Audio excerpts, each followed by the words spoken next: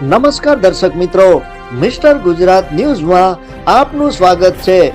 ભાવનગર શહેરના કુંભારવાડા નારી રોડ ઉપર એક મકાનની અંદર આગ લાગી હતી। પ્રાપ્ત થતી માહિતી મુજબ ભાવનગર શહેરના કુંભારવાડા નારી રોડ રોહિત મિલનની સામે ભાડે રહેતા સૈયદ સિદ્દીકભાઈ કાદરભાઈના મકાનમાં આગ લાગી હતી, જ્યારે તેમના પરિવાર દ્વારા કોઈક વ્યક્તિઓ ઉપર શંકા વ્યક્ત થઈ રહી છે તેવું કહેવામાં આવ્યું હતું। જ્યારે સિદ્દીકભાઈએ તેઓ હાલ તેમની દીકરી બીમાર હોવાના હિસાબે હોસ્પિટલ ખાતે હતા તે સમયે આગ લાગવાનો બનાવ બન્યો હતો, જ્યારે આગમાં મોટા ભાગનો સામાન બળીને ખાક થઈ ગયો હતો।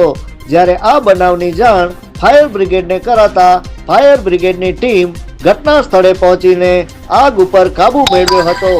Report by Hasmukh Nimavat.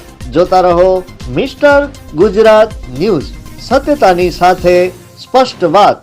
ધન્યવાદ।